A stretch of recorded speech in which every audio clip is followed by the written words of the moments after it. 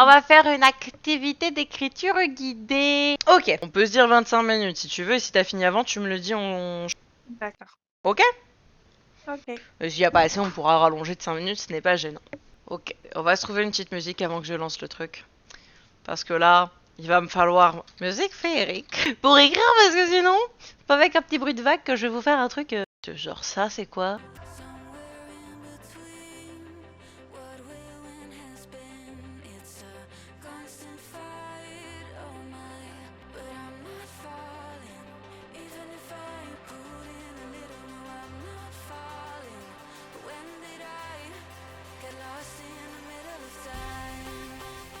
J'avoue, le fantastique, c'est pas trop mon milieu en fait de base. C'est pas ce que je connais le mieux. Donc en fait, le décrire, c'est plus délicat. Ayant l'habitude d'écrire plutôt du réaliste. Après, là de base, je pars vraiment sur des trucs relativement réalistes pour pouvoir justement derrière tomber dans le fantastique. Je parle d'une princesse, d'un château, on est sur le jardin, on est quand même sur quelque chose de relativement agréable. J'ai baissé un petit peu le son, ça. On est quand même sur quelque chose de relativement serein, de calme. L'image en soi, en elle-même, est très apaisante. Donc je veux vraiment faire ressortir cet apaisement-là de l'image pour pouvoir la transposer dans le texte. Donc là, j'essaye d'abord de poser en soi un petit peu le décor avant de vraiment pouvoir rentrer dans la description pure et dure des sensations et des ressentis du personnage. Je suis partie à la troisième personne, c'est ce que je préfère pour écrire. Je trouve ça plus facile. Après, beaucoup préfèrent écrire à la première.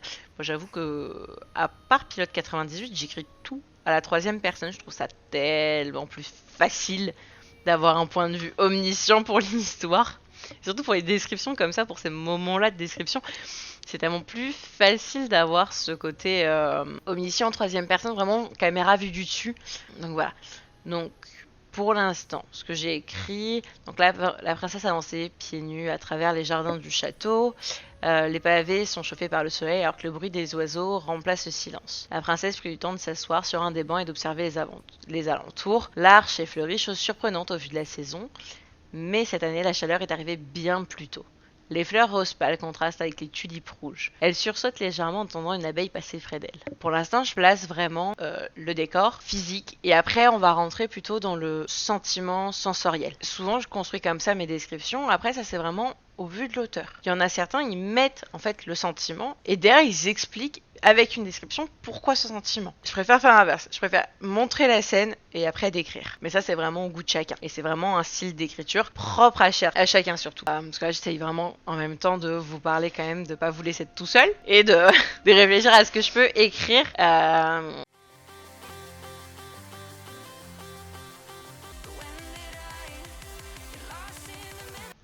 Après, là, un stage, j'en ai pas parce que l'objectif, c'est quand même d'écrire un petit peu avec ce qu'on a.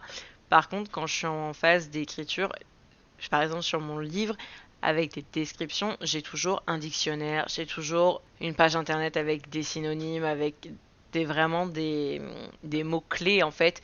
J'ai des pages Word complètes de mots-clés sur description d'une plage, description d'une forêt, description d'un jardin, description d'un château, description d'un yacht. En plus, j'ai rajouté ça, description d'un paddock de Formule 1 et tout. Et vraiment, j'ai mis tous les mots-clés, toutes les phrases typiques que je peux mettre dedans de manière à pas me répéter. Là, comme vous voyez, au début, j'ai mis la princesse, j'ai reclaqué la princesse une deuxième fois, j'ai mis la jeune femme déjà deux fois. Le but, c'est justement, par exemple, quand on décrit quelqu'un, c'est de pas toujours dire la même chose. Pour le personnage principal et roux dans mon roman, j'ai eu tendance pendant 50 ans à dire la rousse, la rousse, la rousse, la rousse. Je vous laisse pendant votre session d'écriture.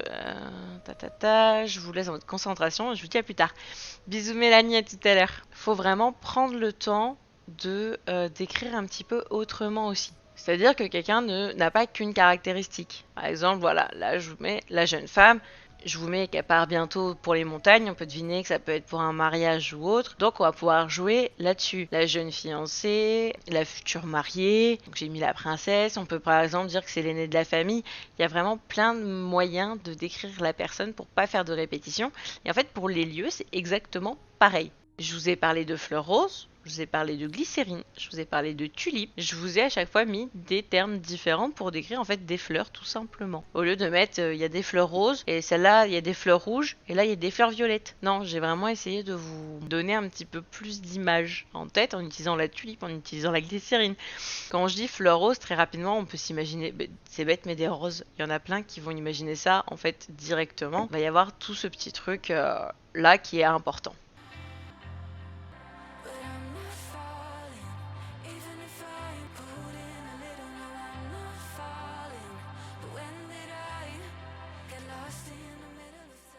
Je vais relire rapidement avec vous. Juste essayer de... Hop. La princesse avançait pieds nus à travers les jardins du château. Les pavés sont chauffés par le soleil alors que le bruit des oiseaux remplace le silence. Attends, parce que j'ai fait une répétition en fait là de mettre 2 fois la princesse et je vais changer. Voilà. Comme ça fera moins répétitif vu que ça saute. La jeune femme prit le temps de s'asseoir sur un des bancs et d'observer les alentours. L'arche est fleurie, chose surprenante vu la saison, mais cette année la chaleur est arrivée bien plus tôt. Les fleurs rose pâle contrastent avec les tulipes rouges. Elle sursaute légèrement en entendant une abeille passer près d'elle. La princesse sourit tendrement en voyant un moineau se poser sur le mur de glycérine face à elle. Ce jardin a un aspect reposant. Elle se sent sereine, assise ici. La jeune femme se sent même mélancolique. Bientôt elle devra partir pour les montagnes. Elle profite donc de cet après-midi ensoleillé pour se ressourcer au maximum. Elle penche la tête et sent ses cheveux tomber dans son dos. Elle inspire longuement, profitant des effluves fleuris du lieu. Au loin, elle entend la voix de sa petite sœur qui l'appelle. La future mariée se relève et lui fait signe. La cadette arrive et s'assoit sur le banc essoufflé.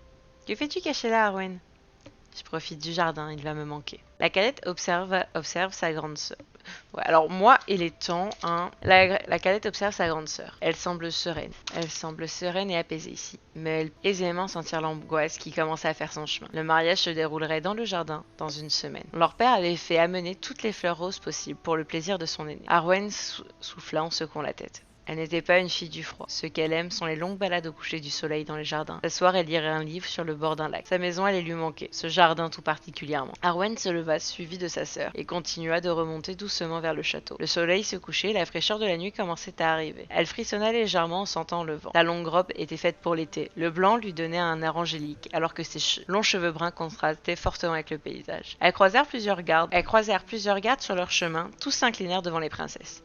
La plus jeune et la plus intrépide courait déjà jusqu'à la fontaine pour se rafraîchir. La plus âgée continua d'observer l'allée. Elle s'accroupit en entendant miauler. Un magnifique chat roux sortit du buisson. Arwen tendit la main pour le caresser, mais le chat préféra retourner dans sa cachette. La princesse se releva et se retourna, jetant un dernier regard sur son chez elle. « Arwen, tu viens ?» l'appela sa sœur. La brune se retourna vers elle et acquiesça. Elle se dit une dernière fois que ce paysage féerique allait lui manquer. Elle espère juste apprécier autant le paysage des montagnes que le paysage de son jardin. Que la vue sur son jardin. Allez. Hop, c'est à moi, ça c'est fait. C'est fini, Bichette! Ok.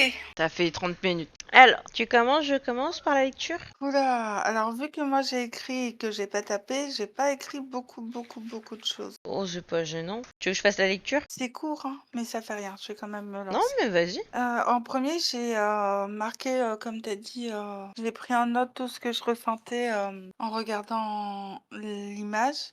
Et après, j'ai fait un petit texte. L'odeur des fleurs, la chaleur du début de l'été, une longue rampe légère, la douceur de la pierre travaillée, l'herbe courte qui doit faire des kilis sous les pieds. C'est ce que j'ai ressenti en regardant. Après, c'est mon petit texte. C'est une belle jeune fille marche dans le jardin de roses. Elle sent l'odeur des fleurs et la douceur de l'herbe sous ses pieds. Glissant ses doigts sur les colonnes de l'arche, elle ferme les yeux pour mieux sentir le soleil la réchauffer. Elle soupire de bien-être. Elle s'avance et s'assoit sur une marche. Elle accueille une rose et la fait rouler dans sa main. Elle pense au baiser de son amoureux de la veille. Voilà. C'est mignon. C'est pas beaucoup. Après, c'est un exercice très compliqué en fait au début. Vraiment, c'est un exercice qui est extrêmement compliqué au début à faire, vraiment de se pouvoir s'imprégner d'un univers, d'un lieu, et de pouvoir expliquer ce qu'on ressent. En fait, c'est mettre des mots sur ce qu'on voit et sur ce qu'on ressent. Et c'est un exercice excessivement compliqué. Moi, j'ai plus l'habitude de le faire, mais parce que j'écris plus que toi aussi. Bah moi, je suis plus une lectrice qu'une écrivaine. Hein. Alors que moi, j'écris. Et qu'est-ce que j'écris? Donc bon, c'est vrai que j'ai un petit peu moins pris le temps de justement de noter un petit peu toutes les sensations que je pouvais avoir. Je les ai mis en fait tout simplement en place directement dans un texte. Je vous fais la lecture de manière plus sérieuse que tout à l'heure où je sautais la moitié des mots. La princesse avançait pieds nus à travers les jardins du château. Les pavés sont chauffés par le soleil, alors que le bruit des oiseaux remplace le silence. La jeune femme prit le temps de s'asseoir sur un des bancs et d'observer les alentours. L'arche est fleurie. Chose surprenante vu la saison, mais cette année la chaleur est arrivée bien plus tôt. Les fleurs roses pâles contrastent avec les tulipes rouges. Elle sursaute légèrement en entendant une abeille passer près d'elle. La princesse sourit tendrement en voyant un moineau se poser sur le mur de glycérine face à elle. Ce jardin a un aspect reposant. Elle se sent sereine. La jeune femme se sent même un petit peu mélancolique. Bientôt elle devra partir pour les montagnes. Elle profite donc de cet après-midi ensoleillé pour se ressourcer au maximum. Elle penche la tête et sent ses cheveux tomber dans son dos. Elle inspire longuement, profitant des effluves fleuris du lieu. Au loin, elle entend la voix de sa petite sœur qui l'appelle. La future mariée se relève et lui fait signe. La cadette arrive et s'assoit sur le banc essoufflé. Que fais-tu caché là, Arwen? Je profite du jardin. Il va me manquer. La cadette observe sa grande sœur. Elle semble sereine et apaisée ici, mais elle peut aisément sentir l'angoisse qui commence à faire son chemin. Le mariage se déroulerait dans le jardin, dans une semaine. Leur père avait fait ramener toutes les fleurs roses possibles, pour le plaisir de son aîné. Arwen souffla en secouant la tête. Elle n'était pas une fille du froid. Ce qu'elle aime sont les longues balades au coucher du soleil dans les jardins. S'asseoir et lire un livre sur les bords d'un lac. Sa maison allait lui manquer, ce jardin tout particulièrement. Arwen se leva, suivi de sa sœur, et continua de remonter doucement vers le château. Le soleil commença à se coucher, et la fraîcheur de la nuit commençait à arriver. Elle frissonna légèrement en sentant le vent. Sa longue robe était faite pour l'été. Le blanc lui donnait un air angélique alors que ses cheveux bruns contrastaient fortement avec le paysage. Elles croisèrent plusieurs gardes sur leur chemin. Tous s'inclinèrent devant les princesses. La plus jeune, la plus intrépide, courait déjà jusqu'à la fontaine pour se rafraîchir. La plus âgée continua d'observer l'allée. Elle s'accroupit en entendant miauler. Un magnifique charroux sortit du buisson. Arwen tendit la main pour le caresser, mais le chat préféra retourner dans sa cachette. La princesse se releva et se retourna, jetant un dernier regard sur son chez elle. « Arwen, tu viens ?» l'appela sa sœur. La brune se retourna vers elle et acquiesça. Elle se dit une dernière fois que ce paysage féerique allait lui manquer. Elle espère juste autant apprécier les paysages de montagne que la vue sur son jardin. Donc voilà, donc vous avez vu, partie d'une même photo, on peut arriver sur complètement deux histoires différentes, complètement différentes. Il n'y a pas photo. Donc voilà, vous voyez, en fait, le truc, ce qui est important, c'est vraiment que quand, comme ça, vous avez besoin de décrire un lieu, là, on est forcé de mettre un petit peu de contexte, parce qu'on peut pas juste mettre un jardin et qu'est-ce qu'on voit, tu vois. On a mis toutes les deux un petit peu de contexte. Et ce qui est important, c'est de pouvoir justement glisser un petit peu du contexte, un petit peu des sentiments pour aussi pouvoir prendre le temps d'imaginer la scène. Est-ce que c'était assez imagé pour toi ou pas du tout comme description ce que j'ai fait? Oh oui, parce que là, j'ai pas écrit beaucoup plus, mais je crois que ça serait un truc où je pourrais partir et développer beaucoup plus de choses en ayant plus qu'une demi-heure. Une demi-heure, c'est bien pour un début, pour commencer à se mettre dans l'ambiance, à ressentir des choses. Mais c'est vrai que c'est quelque chose qui...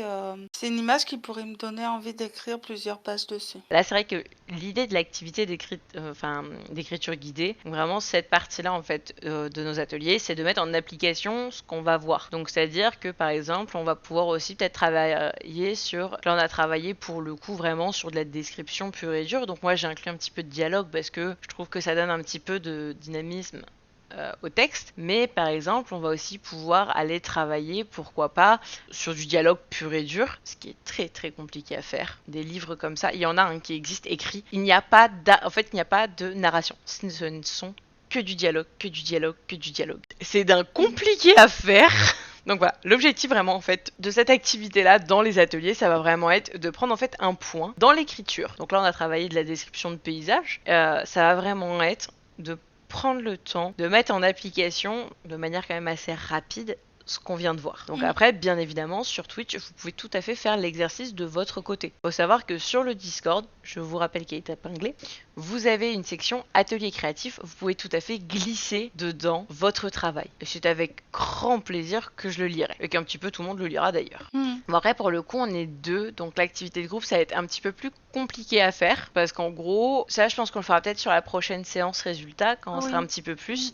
En fait, ça va être, il y en a un de nous qui va commencer, qui va mettre une phrase ou un petit paragraphe. Et l'objectif, c'est de chacun notre tour, en fait, on va rajouter à la suite. Ah oui. Tout simplement, Oui, ça sera pour mieux, faire ça sera mieux, oui.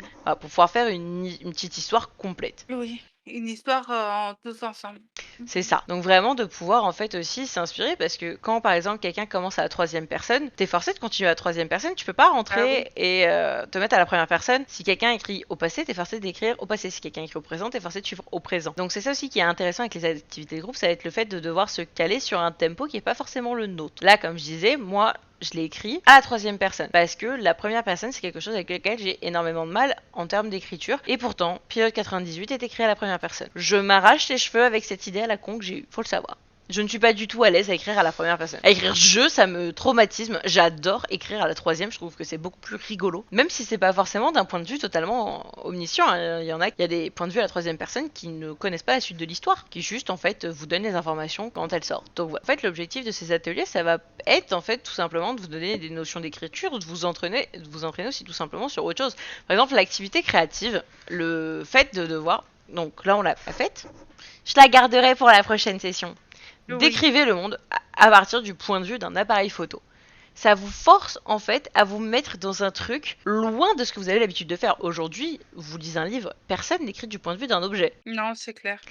Et en fait, ça va vraiment vous forcer à vous détacher de ce que vous connaissez pour aller dans des lieux que vous ne connaissez pas. Il faut savoir que dans les ateliers d'écriture, pour cette fin d'année, en soi, on va travailler principalement sur des choses assez basiques. Donc là, on a vu de la description, on va avoir du dialogue, on va avoir vraiment des mots. Je voudrais aussi vous faire un atelier vraiment sur tout ce qui est synonyme et sur le fait, je veux un atelier, ça va être le dernier de l'année, je pense qu'il va être centré sur le montrer et pas dire. En écriture, il y a un principe très simple, c'est-à-dire que par exemple, au lieu de dire elle a les cheveux roux, l'objectif ça va être de le montrer autrement. Par exemple, le jeune homme regarde sa chérie et peut observer les reflets cuivrés dans ses cheveux. Mais vraiment le fait, en fait, ça va être de dire, au lieu par exemple de dire, comment dire ça, la jeune femme elle est triste. En arrivant dans la pièce, je tombe sur Lynn en train de pleurer. Je me sens Ah mal bah pour super. elle et je vais la réconforter. Ça marche dans tous les sens en soi. C'est un anniversaire, au lieu de dire youhou, je suis contente de mon cadeau, je me sens extrêmement touchée par ce que mes amis m'ont organisé, ont fait. En fait, le truc, ça va être, en fait, tout simplement, au lieu de dire textuellement, par exemple, la casquette est bleue, le ciel est bleu, les arbres sont verts, ma maison est grande, ça va être vraiment de réussir à le montrer. Et ça passe par l'exercice qu'on a fait aujourd'hui de description.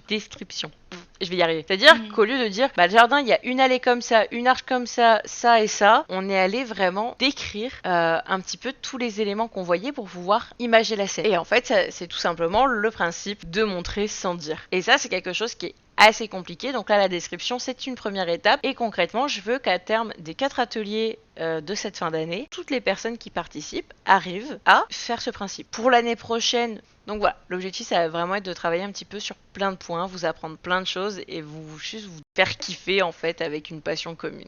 Donc voilà, pour le stream d'aujourd'hui on va s'arrêter. Je vous fais plein de bisous, vous avez tout qui est disponible sur le Discord, faut pas hésiter à venir voir et je vous fais plein de bisous. À bientôt les gars. Au revoir.